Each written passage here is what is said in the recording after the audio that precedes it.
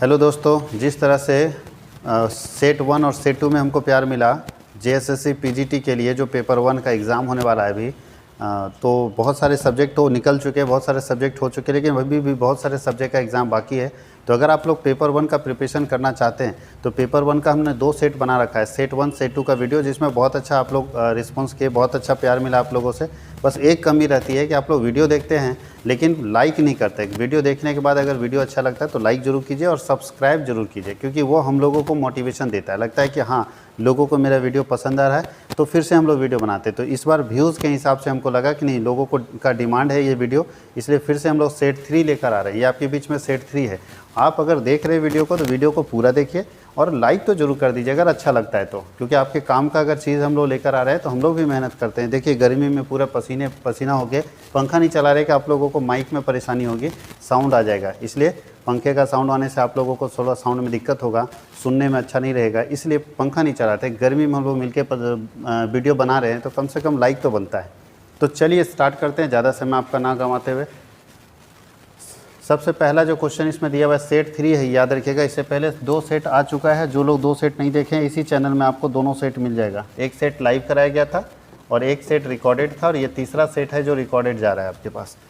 तो ये तीनों सेट आपको मेरे यूट्यूब चैनल में मिल जाएगा, प्लेलिस्ट में, वहाँ से भी आप ढूंढ सकते हैं। तो सबसे पहला क्वेश्चन, चूँकि जीके जीएस में कुछ क्वेश्चन करना नहीं है, ये तो सब लोग कन्फर्म रहते हैं कि जो है सो है, हम भी कुछ नहीं कर सकते हैं, आप भी कुछ नहीं, जो है वही आपको याद रखना है। क्या लिखा है कि देश के बीच तुलना हेतु प्रति व्यक्ति आय निम्न में से किस मुद्रा में गणना की जाती है। यानी दो देशों के बीच में अगर पर कैपिटल इनकम निकालना है तो कौन सी ऐसी करेंसी जो दोनों देशों के बीच में पर कैपिटल इनकम को निकाल के तुलना करने के लिए यूज किया जाता है, तो वो हम लोग सब जानते हैं डॉलर। मैक्सिमम देशों में यूज़ होने वाली करेंसी क्या है? डॉलर है। भारतीय बैंकिंग या बैंकिंग भारतीय अर्थव्यवस्था के ... क्षेत्र की श्रेणी के अंदर आता है। 3 तरह का सेक्टर है बिजनेस का। पहला होता है प्राइमरी सेक्टर, दूसरा होता है सेकेंडरी सेक्टर और तीसरा होता है टेरसरी सेक्टर, जिसको सर्विस सेक्टर बोलते हैं। तो बैंकिंग किसके अंदर आता है? टेरसरी सेक्टर के अंदर आता है, सर्विस सेक्टर के अंदर आता है। सरकार ने सूचना के अधिकार हेतु वर्ष ... में कानून बनाए। कौन से वर्ष में सरकार ने राइट टू इन्फॉर्मेशन RTI बनाया था? 2005 में RTI बनाया था, याद रखिएगा। काली मिट्टी को हम लोग क्या बोलते हैं? काली मिट्टी को रेगुर भी बोलते हैं हम लोग। काली मिट्टी को रेगुर मिट्टी भी कहा जाता है। निम्नलिखित में से कौन सी मृदा कपास उत्पादन के लिए अच्छी मानी जाती है? तो काली मिट्टी कपास उत्पादन के लिए अच्छी मानी जाती है। याद रखना आप लोगों को, सुन के याद हो जाएगा सब। महिला क्रिकेट सुपर लीग में खेलने वाली भारतीय महिला क्रिकेटर कौन है? तो हरमनप्रीत कौर। यहाँ कौन लिखा गया लेकिन कौर है, हरमनप्रीत कौर। कौन नहीं होगा, हरमनप्रीत कौर है, याद रखिएगा। नीति आयोग के नए उपाध्यक्ष कौन है? तो सुमन बेरी है नीति आयोग के नए उपाध्यक्ष। 8वां ब्रिक्स सम्मेलन कहाँ पे आयोजित किया गया था? तो अभी हाल फिलहाल में हुआ है गोवा में। बहुत विवादित भी रहा, पाकिस्तान के एक मंत्री आ गए थे। Quality council of India QCI की स्थापना सन ... में की गई थी, तो 1997 में की गई थी क्वालिटी काउंसिल ऑफ इंडिया। निम्नलिखित में से कौन बिम्स्टेक का सदस्य नहीं है? तो चीन बिम्स्टेक का सदस्य नहीं है। चीन ऐसा देश है जो बिम्स्टेक का सदस्य नहीं है। CBDC का उपयोग करने वाला देश का पहला नगर निगम कौन है? पटना है। पटना पहला नगर निगम है जो CBDC का उपयोग करता है। हाल ही में बॉलीवुड का ऑस्कर IIF है, आईफा जिसको बोलते हैं, 2023 का आयोजन कहाँ पे किया गया था? तो अबू धाबी में किया गया था। हाल ही में NTCA ने चीता परियोजना की देख रेख के लिए किसकी अध्यक्षता में एक समिति का गठन किया है? तो राजेश गोपाल की अध्यक्षता में। हाल ही में इसरो ने किस नाम से नेविगेशन की दूसरी पीढ़ी का पहला उपग्रह प्रक्षेपित किया था? तो NVS-1 के नाम से। हाल ही में 57वां ज्ञानपीठ पुरस्कार किसे प्रदान किया गया था? तो दामोदर मोजो को प्रदान किया गया था। पोलैंड की राजधानी कहाँ है? तो वारसा है, सब लोग जानते हैं, पोलैंड प्रधानमंत्री जाते रहते हैं, उसकी राजधानी वारसा में है। पृथ्वी के वायुमंडल में ऑक्सीजन की मात्रा 21%, ये भी सब जानते हैं। मयूराक्षी नदी का उद्गम स्थान कहाँ है? त्रिकुट पर्वत है। मयूराक्षी नदी का उद्गम स्थान त्रिकुट पर्वत है। किसी अधिनियम के केंद्र और प्रांतों के बीच सत्ता को विभाजित कर दिया जाता है, इंडियन काउंसिल एक्ट ये बताता है। निम्नलिखित में से कौन सा नाम सिंधु घाटी सभ्यता से जुड़ा हुआ है? तो आप लोग सब जानते हैं सिंधु घाटी सभ्यता में मोहनजोदड़ो सबसे ज़्यादा फेमस था। कृत्रिम गुर्दा एक ऐसा उपकरण है जो खून से नाइट्रोजन का कचरा इस प्रक्रिया द्वारा हटाता है, तो डायलिसिस के जरिए। यही हम लोग करते हैं जब हमारा ब्लड कैंसर होता है या कैंसर में खून गंदा हो जाता है, तो उस कचरे को हटाने के लिए डायलिसिस किया जाता है। उस उत्पाद को पहचाने जो जैव ईंधन नहीं है, तो कोयला इसमें जैव ईंधन नहीं है। फोटोवोल्टिक सेल वह होता है जो डॉट डॉट डॉट ऊर्जा को डॉट डॉट डॉट ऊर्जा में रूपांतरित कर देता है। तो जो सूर्य प्रकाश को बिजली ऊर्जा में रूपांतरित कर देता है उसे हम लोग फोटोवोल्टिक सेल कहते हैं। फोटोवोल्टिक सेल वैसा है जो सूर्य प्रकाश को बिजली में यानी सोलर पैनल के जरिए अगर बिजली का उत्पादन हो रहा है तो उसके लिए ये सेल का इस्तेमाल किया जाता है जिसका नाम है फोटोवोल्टिक सेल। आगे उत्पादक सूर्य प्रकाश की ऊर्जा शेष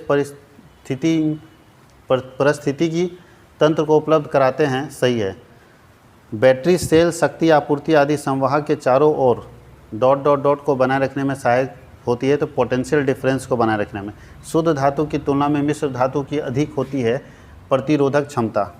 आँख की डॉट डॉट डॉट आँख से वस्तु की वह न्यूनतम दूरी जिसे बिना तनाव के स्पष्ट रूप से देखा जा सकता है नियर पॉइंट होता है, वहाँ तक आप देख सकते हैं बिना स्ट्रेस का। उसके बाद आपको आँख पर थोड़ा प्रेशर बनाना पड़ेगा।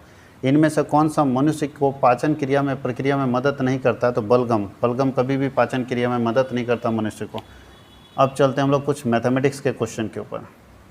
29 से हम लोग मैथमेटिक्स का क्वेश्चन देखेंगे। देखिए क्या लिखा है, यदि दो घनों के आयतनों में 8 और 1 का अनुपात है और इनकी भुजाओं का अनुपात क्या होगा। अगर इन लोगों के घनों में, घन समझते हैं ना, ये तो ऐसे भी बता दीजिएगा आप लोग, उसका क्यूब जो है ना वो 8 और 1 है। किसका इसमें से क्यूब 8 और 1 है, बताइए। 2 का क्यूब और 1 का क्यूब, यही ना होगा। 1 का क्यूब 1 ही रह जाएगा, 2 का क्यूब 8 होगा। इसका मतलब 2:1। कोई दिक्कत है? बाकी देख लीजिए, 8 का क्यूब हो ही नहीं सकता। 8 का क्यूब करेंगे, 1 का क्यूब 8 हो नहीं सकता, 1 का क्यूब भी 8 नहीं हो सकता। तो ये तीनों तो अपने आप पर रॉन्ग है, तो सिर्फ राइट एक ही है आपके पास। देखिए क्या क्वेश्चन। अब 30 नंबर क्वेश्चन देखते हैं, 30 कैसे बनेगा।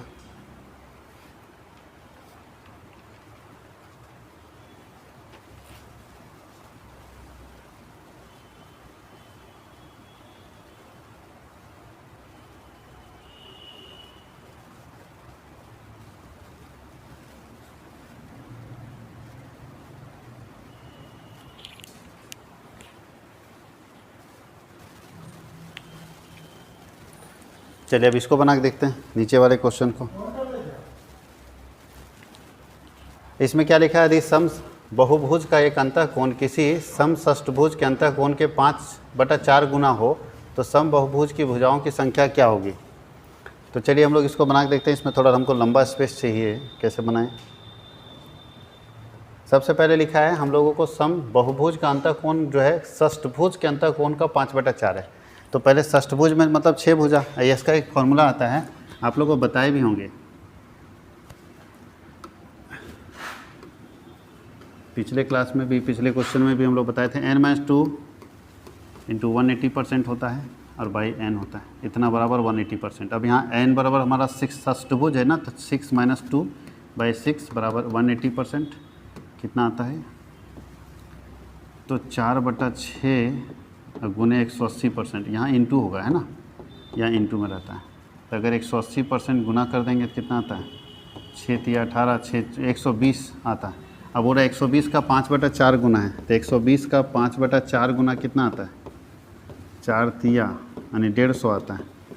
अब चलते हैं आगे, यहाँ तक कोई दिक्कत है, 150 निकल गया। फिर से हम लोग लेके चलते हैं कि अगर 150 हमारा 5 गुना है तो यही इक्वेशन लेके चलते हैं कि n - 2 बटा n और इंटू 180 बराबर दिया है 150। वैल्यू पुट कर दीजिए और हम वैल्यू पुट करके निकाल देते हैं कितना आता है। n बराबर कितना हमारा वैल्यू था बताइए। ये इसको इसी तरह रहने देते हैं, n - 2 बटा n बराबर, ये मल्टीप्लाई में इधर जाएगा डिवाइड में 150 बटा 180, 150 बटा 180 आप निकाल सकते हैं। कितना आता है इसका, 5/6 आएगा कट के, 5×3 = 15, 3×5 = 15 नहीं, 5 से 5×3 = 15 मतलब 50 और 3 से काटेंगे तो 6×3 = 18। तो आता है n - 2 बटा n बराबर आता है 5/6। अब क्रॉस कर दीजिए, क्रॉस करके इसका वैल्यू निकालिए कितना आता है। तो इसको 6 से करेंगे तो कितना आ जाएगा, जगह चाहिए यहीं पे कर देते हैं। इसको 6 से करेंगे तो आएगा 6n - 12 बराबर 5n। अब खुद सोचिए, इसलिए n बराबर क्या निकल जाएगा, n बराबर निकल जाएगा 12। आप सॉल्व करके देख लीजिएगा, n बराबर 12 ही निकलेगा इसका।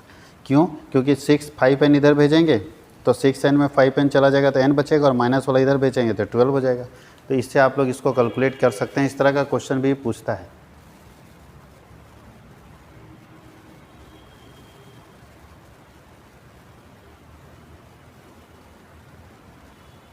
ये बन जाएगा, उम्मीद करते हैं। अगर लिखना होगा तो वीडियो को रोक के आप लिख लीजिएगा। 31 नंबर क्वेश्चन क्या बोलता है कि 15 लाख रुपया से बने एक आवासीय फ्लैट का मूल्य 9% वार्षिक की दर से घटता है तो 2 वर्ष में इसका मूल्य क्या होगा। यानी समझिए 9% इसमें डेप्रिसिएशन लगता है, हर साल इसका वैल्यू 9% घट जाता है, तो 2 साल बाद इसका क्या वैल्यू होगा। बहुत ही आसान है, शॉर्टकट बता देते हैं। 15 लाख का फ्लैट है, अच्छा 9% घटने का मतलब क्या होता है, ये अभी 100% है तो 100 से डिवाइड कीजिए और 9% घटने का मतलब है 91% वैल्यू हो जाएगा। और फिर लिखिए 91/100। ध्यान दीजिएगा 2 साल 9% घटा है तो पहला साल 15 लाख का 91% निकाल दिए। 9% घटने मतलब 100 में 9 घटेगा तो 91% बचेगा ना, तो 15 लाख का 91% सीधा 9% काट लिए डायरेक्ट। और फिर जो वैल्यू आएगा उसका फिर 9% घटेगा, तो जो भी कैलकुलेट होकर आएगा वो आएगा 1,24,000, जो भी यहाँ पे 12,42,150 आएगा। आप कैलकुलेट कर लीजिएगा। तो याद रखिएगा जितना साल घटते जाएगा उतना साल ये 91/100 कर देंगे। अगर इस क्वेश्चन में लिखा रहता है कि पहला साल 9% घटेगा, दूसरा साल 10% घटेगा, तीसरा साल 11%, तो 15 लाख इंटू 91/100, अगला साल 10% घटता तो 90/100, अगला साल 15% घटता तो 85/100। जितना घटते जाता है उस हिसाब से हम कैलकुलेट करते चले जाते हैं, तो यहाँ आपका कैलकुलेशन निकल जाता है। इसको लिख लीजिए। अब हम लोग लिखते हैं 32 नंबर क्वेश्चन में। 32 नंबर क्वेश्चन क्या बोलता है कि 2 पार्टनर हैं। कितने पार्टनर है, 2 पार्टनर है जिनके बीच में पूंजी लगा 1,25,000 और 85,000 और 60% ये लोग बराबर बांटता है। यानी जितना कमाता है उसका 60% ये लोग बराबर बांटता है और 40% जो बांटता है उसमें एक दूसरे के बीच में अंतर कितने का है, 32,000 का अंतर है। 40%, 60% तो दोनों को बराबर ही मिलता होगा, तो 40% जो हिस्सा है उसमें अंतर ये लोग के बीच में जो है वो 30,000 का है। तो कैलकुलेट करके निकालेंगे 32,000 का, तो कैलकुलेट करके निकालते हैं। तो चलिए पहले इसका रेशियो बताइए कितना आ रहा है। तो रेशियो इनका कितना है, अगर हम रेशियो काट दें तो 1,25,000, यहाँ देखिए 1,25,000, 3 जीरो से 3 जीरो कटेगा तो 25 से कटेगा, 17 से कटेगा, नहीं 17 पचे 85 और 25 पचे 125, तो 25:17। तो बताइए 25 और 17 में कितने का अंतर है, 8 का अंतर है। तो 8 का अंतर में 32,000 है। 8 का अगर अंतर है तो 32,000 है, इसका मतलब 8 का अंतर में 32,000 वैल्यू है। तो निकालते हैं, तो टोटल वैल्यू कितना आएगा, तो 32,000 इंटू इसका निकालेंगे 8/42, 8/42 उल्टा कर दिए, 32,000/8 कर देते तब ना निकलता सही। तो 32,000 को 8 से हम लोग सबसे बड़े मल्टीप्लाई करेंगे। 8 हिस्सा 32,000 है, थोड़ा ध्यान दीजिएगा। 8 हिस्सा जो है वो 32,000 है, तो 8 से भागा दे दीजिए और 42 से गुना कर दीजिए। क्या 42 कहाँ से, 8 कहाँ से आया समझ में आया, दोनों को माइनस करके, और 42 कहाँ से आया, 42 आया दोनों को जोड़ के। दोनों को जोड़ के रेशियो में हम लोग क्या करते हैं, दोनों को जोड़ते हैं ना। तो 8 हिस्सा डिफरेंस आ रहा है, तो 8 से भाग दिए 4 और 4 से इसको गुना करेंगे तो 1,68,000 आएगा। 1,68,000 आ रहा है कितने हिस्से के लिए, 8 हिस्से के लिए। तो हमको पूरा निकालना है कि पूरा कितना आएगा। तो पूरा निकालने के लिए क्या करेंगे, 1,68,000 अगर 8 हिस्से का है तो 40 हिस्सा ना हम लोगों को चाहिए। तो 1,68,000/40 और गुने 100 कर देंगे तो आ जाना चाहिए मेरे ख्याल से। 1 0 से 1 0, 4 चौके 16, 4 दूनी 8, 4 चौके 16 और 4 दूनी 8, 420, 1 2 3, 4,20,000 आएगा। 4,20,000 इसका सही जवाब है। इस तरह से आप 4,20,000 इसमें कैलकुलेट कर सकते हैं। कोई दिक्कत है?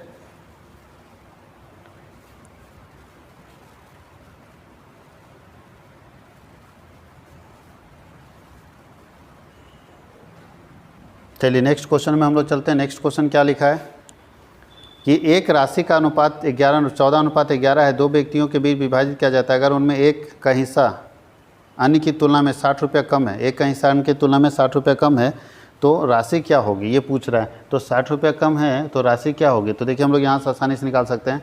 फिर वही चीज़ है सेम, यहाँ बताइए कितने का अंतर है, 3 का अंतर। तो 3 का 60/3 हिस्सा अगर चेंज हो रहा है जिसके कारण 60 हो रहा है, अंतर मतलब इन दोनों के बीच में अंतर होगा। तो 3 हिस्से के लिए 60 का अंतर है, तो टोटल इसका कितना होता है 25। तो 25 हिस्से के लिए कितना होगा, तो काट दीजिए, 20 × 60 और 20 को 25 है तो 25 दूनी 500 रुपये इसका होना चाहिए। तो इस हिसाब से इसका 500 रुपये नीचे आंसर दिखेगा आपको। इसको लिख लीजिए, तो 500 रुपये आपको नीचे दिख जाएगा।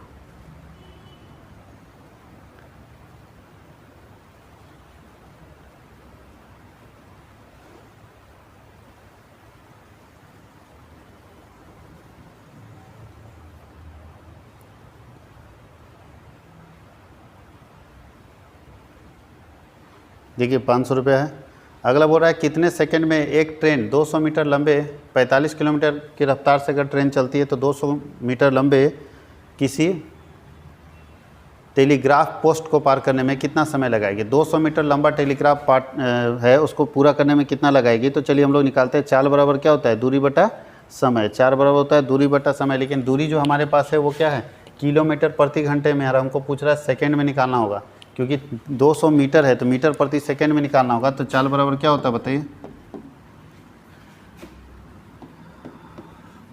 चाल बराबर होता है दूरी बटा समय।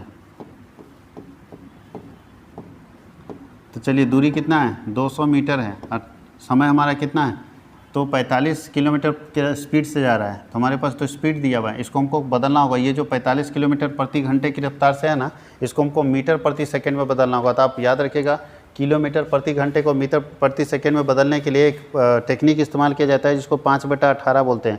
यानी 5/18 अगर करेंगे तो ये बन जाएगा किलोमीटर प्रति घंटे की रफ्तार के जगह पे मीटर प्रति सेकंड बन जाएगा। तो 45 हमारा और 5/18 यूज़ कर देंगे तो बन जाएगा मीटर प्रति सेकंड। कैलकुलेट करके निकालिएगा तो 16 सेकंड में ये दूरी पार कर लेगा। 16 सेकंड में ये दूरी पार हो जाएगा।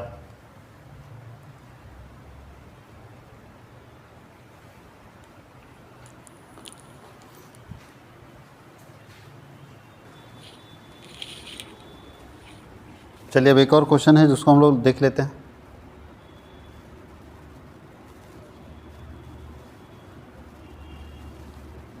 यहाँ क्या लिखा है ना, एक समांतर चतुर्भुज। समांतर चतुर्भुज मतलब दो भुजाएं बराबर है, ये दो भुजा बराबर है, ठीक है। तो इसका बोलता है कि जो परिधि इसको बोलते हैं, पूरा जो घुमा हुआ ये परिधि है, ठीक है। तो ये परिधि जो है वो 22 सेंटीमीटर है, 22 सेंटीमीटर है परिधि, यानी चारों तरफ 22 सेंटीमीटर है, ठीक है।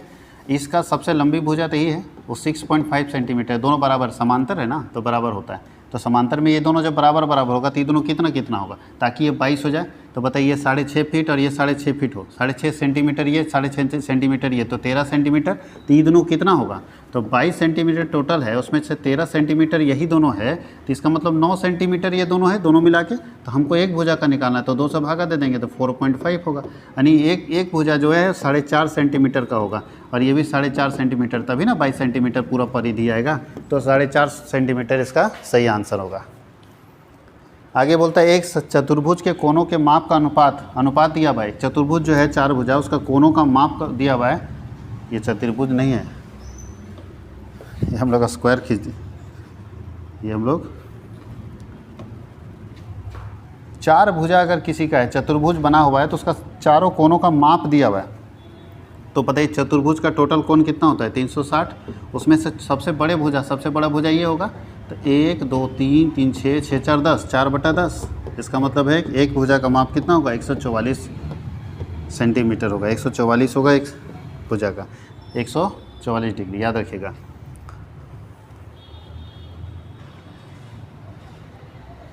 और सबसे छोटी भुजा का पूछता तो 1/10 कर देते। तो 1/10 मतलब 36 डिग्री आता है। इसकी सबसे छोटी भुजा 36 डिग्री की होगी, और बड़ी भुजा जो है वो 144 डिग्री की होगी, 360 डिग्री में। अब हम लोग चलते हैं कि अलग क्या है, पहचानिए। इसमें अलग क्या नज़र आ रहा है और किस आधार पर अलग है। अलग तो दिख गया आपको कि अलग इसमें ए होगा, लेकिन कैसे होगा, तो ध्यान दीजिएगा। चक्र एक सिंबल होता है, एक चिन्ह बनता है। चक्र भी, त्रिभुज भी, विषम कोण, ये सब एक आपके पास पिक्चर बनता है, जबकि कोण का कोई पिक्चर नहीं बनता, इसलिए कोण अलग है। इसमें अलग को पहचानिए, Q, W, G और R। इसमें अलग क्या होगा, तो थोड़ा ध्यान दीजिएगा। तो G अलग होगा, क्यों, क्योंकि बाकी सब देख लीजिएगा तो एक एक लेटर के बाद है। जैसे यहाँ देखिए, P के बाद Q है, P नहीं है तो Q है, R छोड़ के S है, नहीं R है, Q R।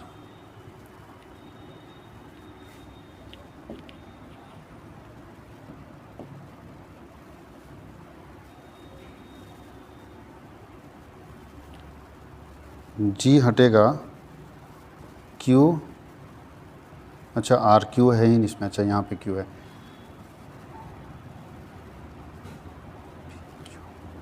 Q R S T U V W, इसके बाद सीधा W आ जाता है। इसका देखते हैं, इसका डिफरेंस किस चीज़ का होगा। यहाँ पे मिस्टेक लग रहा है कुछ। Q W G और R, Q W G और R में अलग कौन है,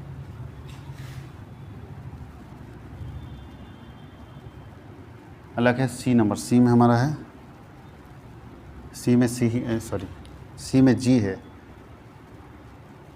UWR।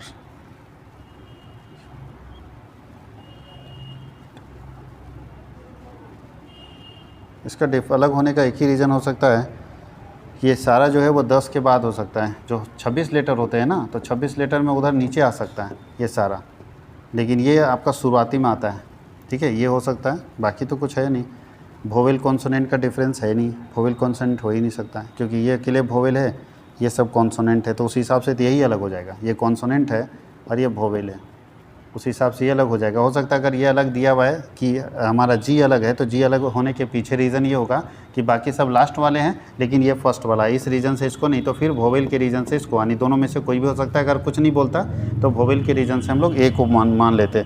यहाँ पर थोड़ा मिस्टेक हुआ है ना। अब लिखा है 39 में, एक परिवार के 5 सदस्य हैं। एक परिवार है जिसमें 5 सदस्य है, 5 सदस्य है एक परिवार में।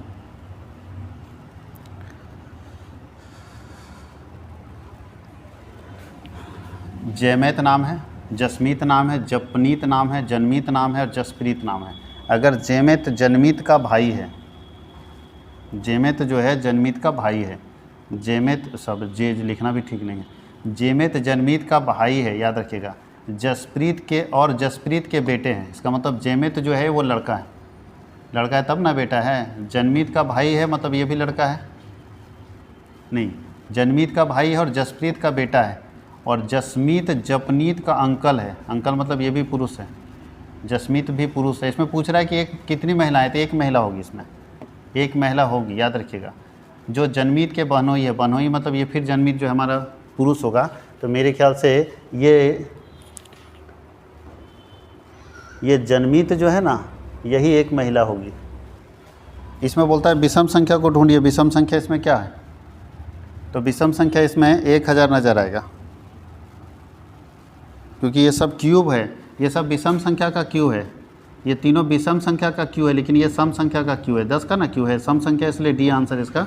बाकी तीनों विषम संख्या का क्यू है और ये 10 सम संख्या का क्यू है, इसलिए डी इसका अलग होगा। क्या बोलता है, फली ने उत्तर की तरफ, फली जो है उत्तर की तरफ चल रहा है, ठीक है, उत्तर की तरफ चल रहा है मतलब देखिए ये है उत्तर, दक्षिण, पूर्व, पश्चिम, ये होता है नॉर्थ, साउथ, ईस्ट और वेस्ट।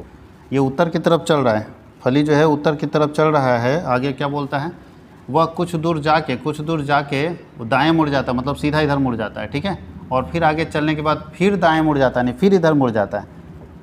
एक बार दाएँ मुड़े ऐसे तो ईस्ट की तरफ हो गए, फिर दाएं मुड़े तो साउथ की तरफ हो गए। 2 बार दाएं मुड़ने का मतलब बैक हो जाता है आदमी, 2 बार आप दाएं मुड़िएगा, हम लोग भी पीटी किए हैं, 2 बार दाएं मुड़ने का मतलब बैक हो जाता है, तो बैक साइड में इसका साउथ है। अतः वे अब किस दिशा में चल रहा है, ये गलत आंसर है, साउथ में चल रहा होगा।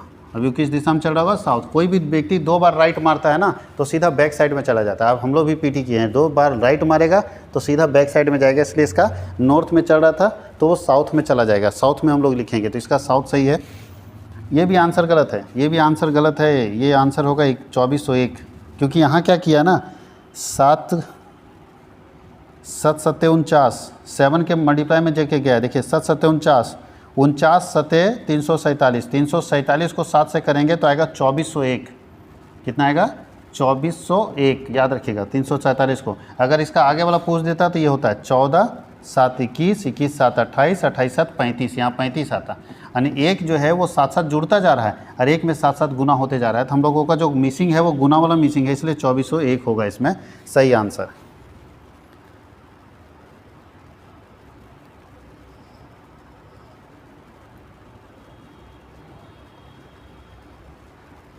अगला क्वेश्चन क्या दिया हुआ है कि अगर फरवरी में फरवरी जो 56 के बराबर है और मार्च 62 के बराबर है तो नवंबर किसके बराबर, 56 मतलब फरवरी में 28 दिन होता है ना, तो 28 दूनी 56, मार्च 31 दिन का होता है तो 31 दूनी 62, तो उस हिसाब से नवंबर 30 दिन का होता है तो 30 दूनी कितना होगा 60, नवंबर 60 दिन का होगा। कोई दिक्कत है। अब आगे कुछ आप लोगों को क्वेश्चन कंप्यूटर का पूछना, निम्नलिखित में से किस मेमोरी यूनिट को प्रोसेसर द्वारा अधिक तेज़ी से अभिगम किया जाता है, तो याद रखिएगा कैच मेमोरी को। MS वर्ड डॉक्यूमेंट्स में अक्षरों को नीचे लाल लहर का निशान क्या बताता है? अगर नीचे लाल कलर का दिख देता है तो उसको स्पेलिंग एरर बोलते हैं। अपने फ़ोटो को फैक्स भेजने के लिए आपको किसकी ज़रूरत पड़ती है? तो टेलीफोन लाइन की ज़रूरत पड़ती है, स्कैनर की ज़रूरत पड़ती है, कंप्यूटर की ज़रूरत पड़ती है और मॉडेम की ज़रूरत पड़ती है। स्लाइड शो के लिए निम्न में से कौन शॉर्टकट F5 करेंगे स्लाइड शो हो जाएगा। निम्नलिखित में से कौन सा वेब ब्राउज़र के लिए एक उदाहरण है? तो ओपेरा एक वेब ब्राउज़र है। इसमें इंटरनेट पर एक होस्ट दूसरे होस्ट को अपने किसके द्वारा खोजता है? IP एड्रेस के द्वारा खोजता है। किसके द्वारा खोजता है? IP एड्रेस के द्वारा खोजता है। निम्नलिखित में से कौन सा आउटपुट एग्जाम्पल है? तो आउटपुट हमारा प्रिंटर है, बाकी सब इनपुट है। किस साल में मुंडा दुर्दा प्रकाशित हुआ था? 1942 में। आबादी के मामले में झारखंड का सबसे बड़ा शहर कौन है? जमशेदपुर। झारखंड को निम्नलिखित वर्षों में किस वर्ष में रेलगाड़ी से जोड़ा गया था? 1860 में। निम्न में से कौन सा छोटा नागपुर के हल्दी घाटी के नाम से जाना जाता है? तो कोराम्बे। झारखंड में पहला पावर स्टेशन कहाँ स्थापित किया गया था? तो तिलैया डैम में पहला पावर स्थापित किया गया था। गढ़वा जिला उत्तर में किस नदी से घिरा हुआ है? सोन नदी से। हरिहर धाम बगोदर झारखंड में किस जगह पर स्थित है? सब लोग जानते हैं गिरिडीह जिला में स्थित है। गुमला जिला झारखंड के किस हिस्से में स्थित है? दक्षिण पश्चिमी भाग में है। गुमला जिला रांची से कब अलग हुआ था? तो 1983 में अलग हुआ था। झारखंड राज्य में सरकार की राजनीति किस प्राधिकरण द्वारा लागू की जाती है? तो सजहा के द्वारा लागू की जा सकती है। उसके आगे देखिए ये गद्यांश दिया हुआ है, ये तो आप ही लोग को करना है। गद्यांश बहुत आसान है, गद्य पढ़िए और जो क्वेश्चन पूछा जाता है उस क्वेश्चन का जवाब दीजिए। तो गद्यांश आपको करना है पूरा। गद्यांश के बाद फिर नीचे भी झारखंड का कुछ क्वेश्चन रहता है, जैसे ये तो विशेषण संज्ञा सर्वनाम क्रिया यही सब इसमें डाला हुआ है। इसमें झारखंड का क्वेश्चन ही, झारखंड का क्वेश्चन ऊपर ही है।